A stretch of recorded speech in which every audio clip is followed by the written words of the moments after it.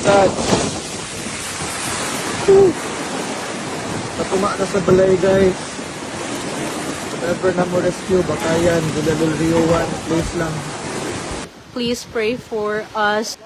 I know na ay daghan pa kayo nga need i-rescue. But unta mo nung nani.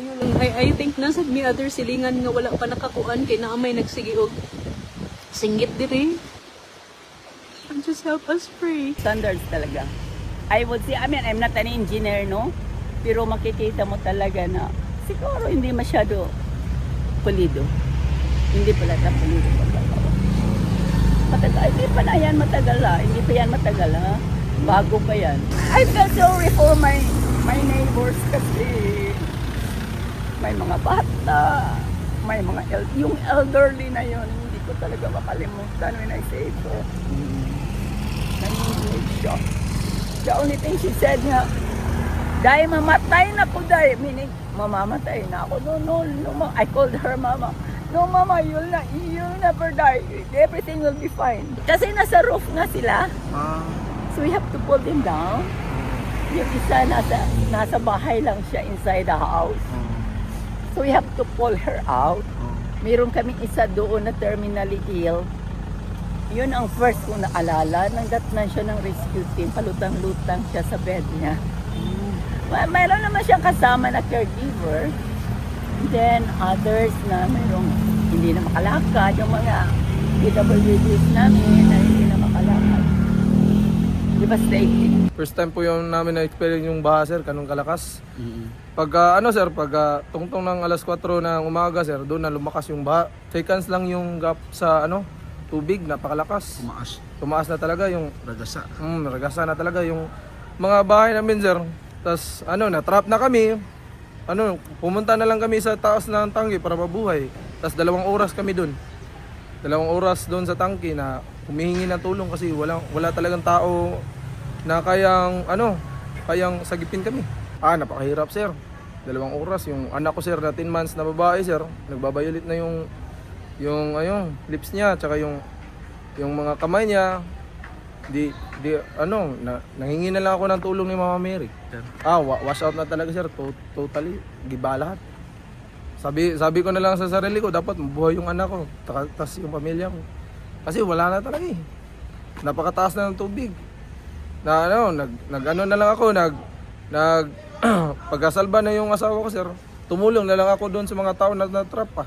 Napakasakit sir, nawala lahat. Sa ilang taong na pinaghirapan sa pamilya namin, talagang wash out talaga lahat. Back to zero talaga, literal. Pati yung mga clothes namin sir, ito, talaga wash out talaga lahat. Kayo mga nakaupo dyan, baka naman, tumulong din naman kayo. Isa lang yung buhay natin. Maraming mga taong nagdudusa dahil lang sa mga ginagawa niyo.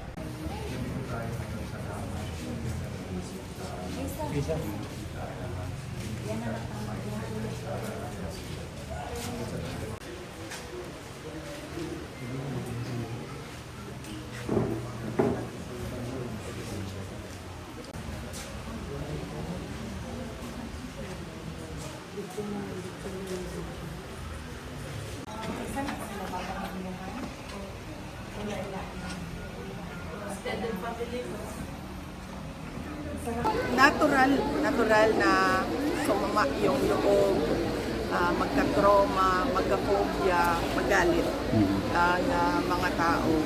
Dahil ang expectation nila is that governments will work for them. And in this case, they feel as if governments failed them.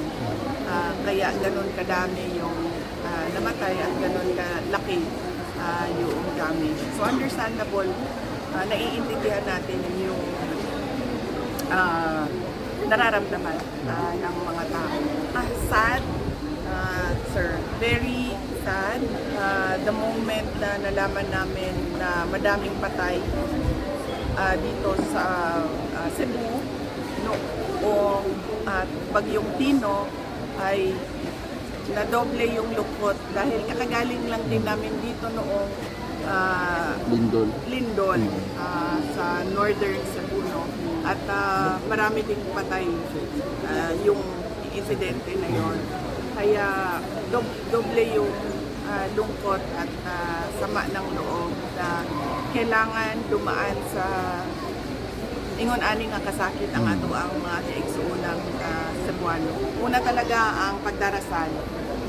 Magtiwala tayo sa plano ng Diyos para sa ating lugar. Magtiwala tayo sa plano ng Diyos para sa ating bayan. At syempre, ibigay din natin ang tiwala natin sa plano ng Diyos para sa ating mga buhay. Huwag tayo bumitiw sa ating pananampalataya at huwag tayo bumitiw sa ating faith sa kanyang mga kagustuhan at mga plano para sa ating bayan at para sa ating mga individual na buhay. Kaya makapunta kong emergency. Pwede pa apatabang ni Dapita Villa Azalea Kutkot Liluan, please. Please guys, tabangin. Inantas tao. Masakit. Kasi kami nga senior citizen.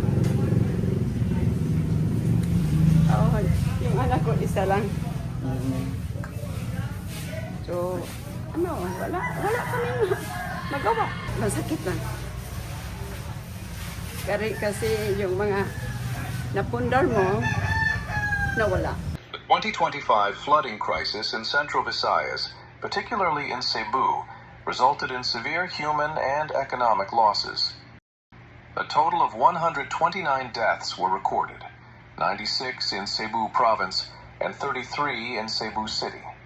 Floodwaters damaged 49,670 houses, including 6,733 that were completely destroyed, forcing thousands of families to flee.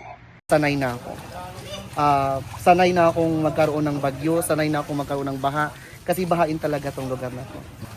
Mga gamit namin, yung pinundar ko, pinundar namin ng pamilya, so parang nawala lahat. So of course, nandun yung sadness. Yun nun yung parang, ang tawag doon, parang nangihinayang. Kasi kung ganun na lang palagi, wala na kaming magagawa. Kung palagi na lang ganyan, tapos bibili kami ng mga gamit, pagkatapos ganyan kaagad yung mangyayari. Ewan ko sa kanila kung bakit hindi na nabigyan ng lunas to. I have been reporting it even into the Cebu Provincial Office. I have been mentioning Governor Pamela Baricuato. Ma'am, it's my chance. Sana naman linggin niyo naman yung namin dito. Kasi kawawa yung mga tao dito pag umuulan. Lubog talaga kami. Mensahe ko na lang sa mga taong nandyan sa posisyon. Madam, Sir, habang kumakain kayo ng masaya dyan sa mga pamilya nyo, tingnan nyo naman yung sitwasyon namin bilang mamamayan. I'm a taxpayer as well. Senador, Pangulo, lahat na nandyan sa posisyon. Panawagan namin. Sana naman, maawa naman kayo sa aming mamamayang Pilipino na nagluklok sa posisyon nyo ngayon. Mas ganan lagi ko nga ma-safe una si mama bahala ako'y mawahe basta si mama mauna ba yun siya as in kulba kay nana sila nga muad daw is wala na gyud ba wala kuya kay dili na gani okay as in ang tubig kay taga diri na gani mo to kay nana ko nga unaha lang gyud si mama balag mawa ko basta dili lang gyud si mama nana ko niya mo to.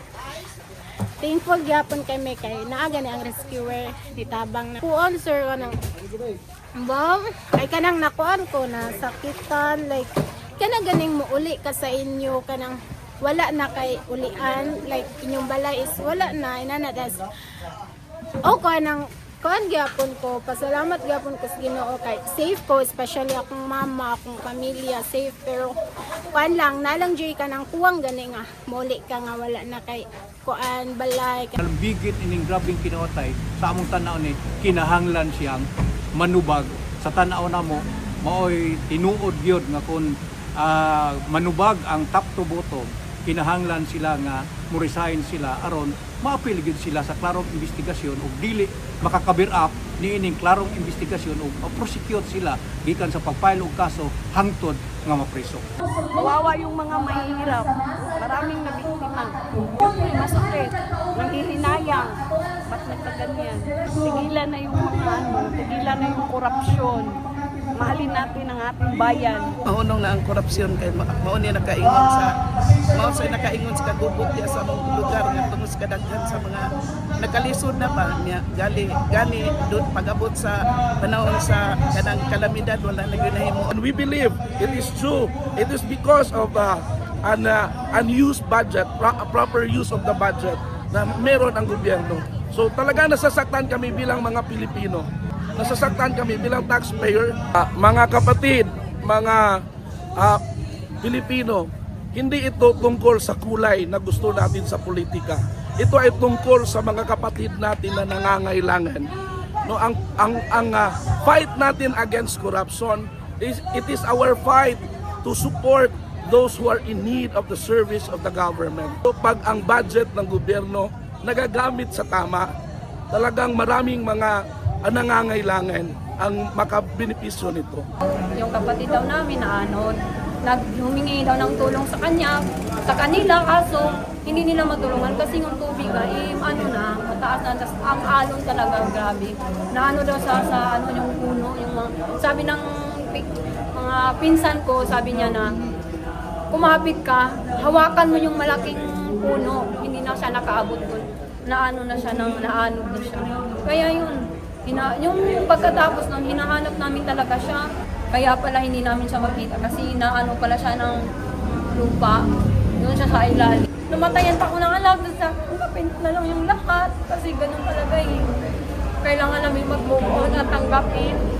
Pasakit ang dalawa sa akin kasi dalawa na lang kami. Yun ayaw parang yung walang masakit sa akin. Parang ayaw ko para pagkuha og DNA, pagkuha og mga distinguishing marks sa lawas atong mga tao nga nangamising gumikan sa bagyong Tino, gumikan sa pagbaha. Basin pa di ay og doon na pay makita ani sa lain nga mga lugar, basin pagbuhi og atong mga crossmatch o simbako-simbako, dili na magka-problema ang pamilya sa pag-ila og kinsa kini. Ako sir, bisag bukog na lang to si Yoyo sir, makita lang di santo na mo, makubkuban ba na mo. Sobrang sakit sir eh. Kaming bahay matuluyan, nakapunda na namin sa yung audit. Binabaha kami noon. Tapos, nakabunda na kami ng bahay. Yun. Nawala lang agad sila. Isa lang ka pamilya. Sana magkaaroon kami ng relocation at makabahay kami ulit kahit mahirap. Tuloy yung relocation namin. Tapos babangon kami ulit ng unti-unti para patayo kami ng maliit, kahit maliit na bahay, sir. Sobrang walang bahay, sir. Good morning, everyone. We've come to call it the ICI because it is the Independent Commission on Infrastructure. So what the commission will do is that they will investigate. They will call people in. They will subpoena records. They will conduct hearings. And once they have their findings, they will forward those findings to the proper agency. They will not be spared. Mr. President, while the ICI is just about to begin its work, protest actions have already been mounted and more are being organized. The ones on the 21st are expected to be big. Since this has all been exposed, well, it's actually known to many people, but it has now been exposed to the general public. Do you blame them for going out into the streets? If I wasn't president, I might be out in the streets with them. But to show that you are enraged, to show that you are angry, to show that you are disappointed, to show that you want justice, to show that you want fairness, what's wrong with that? I want to show that there's justice. I want to show that there is fairness. I want to hold these people accountable just like they do. You know, if all of these projects were properly executed and implemented, wala silang malasakit sa taong bayan, lalo na sa mga mahihirap. Inaabuso ang kapangyarihan, nagiging negosyo ang pera ng taong bayan. Masakit man tanggapin, pero ito ang katotohanan. Ang pinakamakapangyarihang pamilya pa mismo ang sangkot sa ganitong sistema. Mula sa Pangulo, First Lady, hanggang sa anak Sila mismo ang nagtatakda, kumukontrol at nakikinabang sa mga transaksyon dapat sanay para sa kapakanan ng sambayanan. Hawak at kontrolado nila halos lahat ng ahensya, kaya nagagawa nilang itago ang katotohanan. Ang ICI at saka ang DPWH ay lahat ng nakuha nila na impormasyon ay ire-refer, ibibigay na sa ombudsman para imbestigahan ng ombudsman. Ito ay tungkol sa mga impormasyon ng dating Speaker Martin Romualdez at saka ni Saldico. Pag nakita lahat ng ebidensya, baka mag-file ng kaso ng plunder o anti-graft o indirect bribery. Malakas naman ang loob natin na yung ombudsman ang ginagawa lamang ay sumusunod sa ebidensya. At kung saan tayo dinadala ng ebidensya, doon pupunta ang ating investigasyon. Yung agos ng tubig is hindi kontrolado, na halos umapaw, which yun nga cost so many lives and destroyed so many properties. Pag ibabangga mo yung ginawa nyo ng mga flood control dito versus yung ginawa nyo na sana na yung catch basin, saan kaya tayo naging nakatipid, naging mas maganda yung yung naging resulta. So dun sa ballpark na estimate ng ating regional director, aminado naman siya na mas nakatipid sana tayo kung inuna natin yung river basin. They have a certain standard na sinasabi, kaya nga tinatanong ko kanina is kung sinunod nila yung standard at ganito ang nangyari. So ano ngayon ang standard na i-implement nila pag naulit ito mga ganitong situation na yung lakas ng palo ng tubig, di ba? So they have to adjust yung kanilang standard na sinusunod. Yung mga politicians natin, baka may mga projects sila. So siguro yun yung sinasabi na commitment. But sabi ko nga, merong master plan na dapat sundin. So dapat ine-explain din sa ating mga local leaders or dapat binabanggayan. Supposed to be may consultations yan diba? Ano ba yung tingin ng local yung mga LGUs versus doon sa expert na ginawa ng na study. Narinig ko pa kanina parang involve ang JICA doon sa pagplano ng river basin na yan. So ibig sabihin they are expert, di ba? They are the authority sa paggawa ng mother plan na yan. As of now, we are looking sa mga ebidensya so that we can charge them in court. Not just filing criminal case against them, but to recover whatever yung mga supposed to be na losses na pinagnanakaw siguro. Kikita natin talaga yung effect plus yung damages na naging cost nito, na sana nga ang mga kababayan natin tumulong pa, pagtulong-tulungan natin ito, na makalap natin yung mga documentary evidences so that we can file cases against sa lahat ng responsible dito. So maiiwan yung mga engineers na dala-dala namin from Manila para i-check ngayon kung nasunod ba yung standard. Like for example is kaya nga tinatanong ko yung standard because doon sa strength ng yung tibay ng semento, dapat sinabi naman nila na 3,000 PSI yung dapat tibay ng semento. And then as to the bakal na gagamitin, naglalaro lang daw yan sa 60, yung grade 60 and grade 40. And then ang gagamitin is pag 40 parang 12 na yung parang bakal na yung surrounding yung main na bakal. So may time frame po for the engineers who will do the investigation? Ngayon is we are focusing nga doon sa mga projects ng 15 na top contractors na in-identify ng ating presidente. So doon muna ang priority natin, but hindi natin sinasabi na pag yung mga kababayan natin ay may ipinakita ng mga ibang project ay hindi papansinin. So lahat yan ay papansinin po. Tapos na kami sa Davao, sa Ilocos Norte. And then dito, I think Cebu. we'll be going to Leyte also and Bicol. As soon as possible and for as long as available yung air asset ng armed forces. At saka yung schedule namin is magkaroon ng ma-harmonize dahil dito sa biyahe na to, we have the ICI, we have the PNP engineers, AFP engineers, the DPWHs, and yung mga DPWHs na mga validating team from the National Capital Region.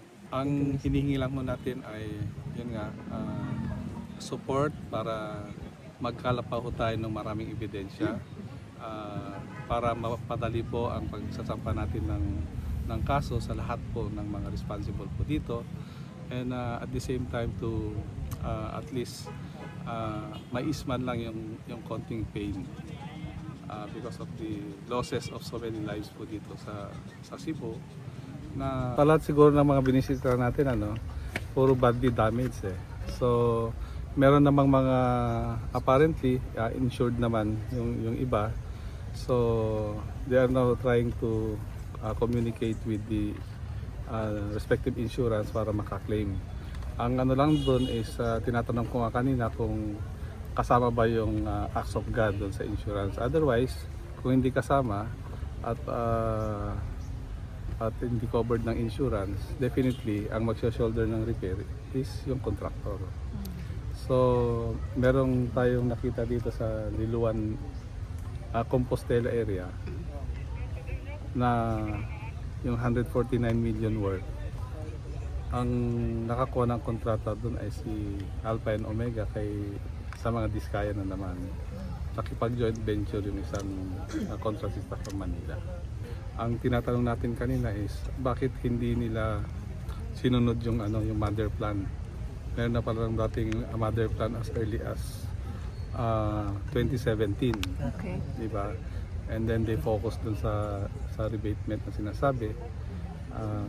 So na-avoid siguro ito kung inalign nila yung mga projects based dun sa sa 18 na river basin na in-identify.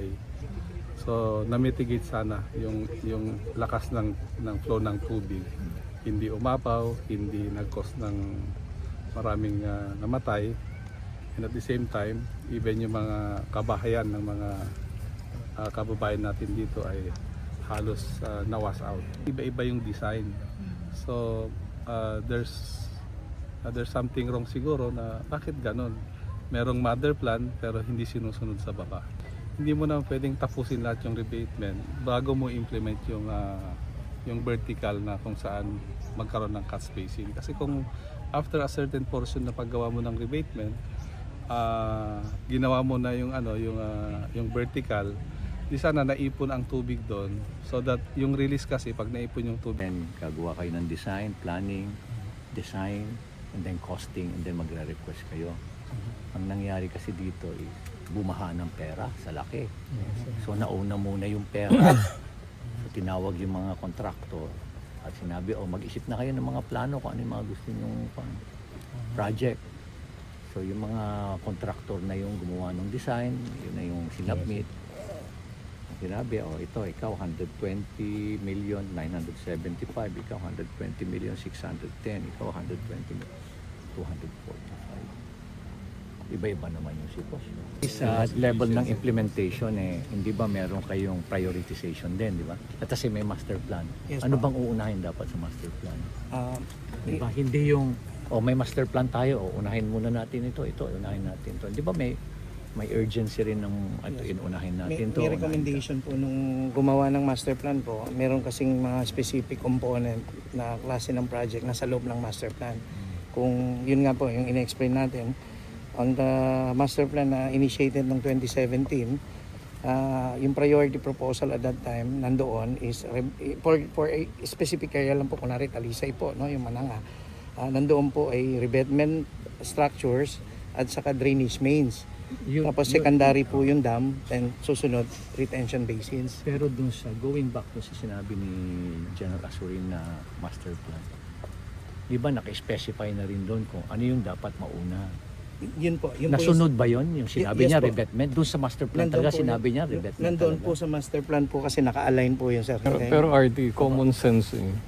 8 taon na yung master plan na yan. Wala Hindi nga, pang update. hindi nga natin matapos ang revetment. Ilang taon pa natin, ilang dekada pa ang na matapos natin ang revetment. So saka ka palang mag-move doon sa Siguro touch po basin. yun po yung understanding nga po natin. Oo, hindi. I think Para supposedly may ayos yun, talaga. combination ng yung tatlong projects. component po doon. Tatlong components. Hindi ibig sabihin na tapusin mo muna ang lahat ng revetment. Tapos saka ka magagawa ng touch basin, dams, or ano. Siguro marami na kami napuntahan eh. No? At marami na rin kami nakausap. Ang totoo ang reason kung bakit nauna itong mga ganito. It's because kailangan mag-deliver ng commitment. When you talk about the commitment, ito yung mga dinedemand ng mga politiko. Where did the flood money go? A nation drowns while corruption rises. An investigation into flood control corruption and the rising voice of the Filipino people. Every year, the Philippine government approves billions of pesos for flood control. And every year, the people drown. If flood control projects exist, why are Filipino communities still underwater? This is not just a story of rain. This is a story of corruption. The flood that never stops flooding has become routine. Not because Filipinos are used to it, but because they are forced to endure it. These floods are not surprises. They are warnings that went ignored. This was not just a natural disaster. This was a man-made failure. The last decade, flood control budgets have ballooned in the billions. Yet drainage systems collapse, canals are shallow, rivers overflow with ease. On the ground, the infrastructure tells a different story. Since the last decade, flood control budgets have ballooned in the billions, yet drainage systems collapse when suffering becomes routine, silence becomes impossible. While families lose everything in hours, someone profits quietly. Silence is not neutrality. Silence is a decision. In the face of evidence, silence becomes an answer. When institutions fail, the people investigate for themselves.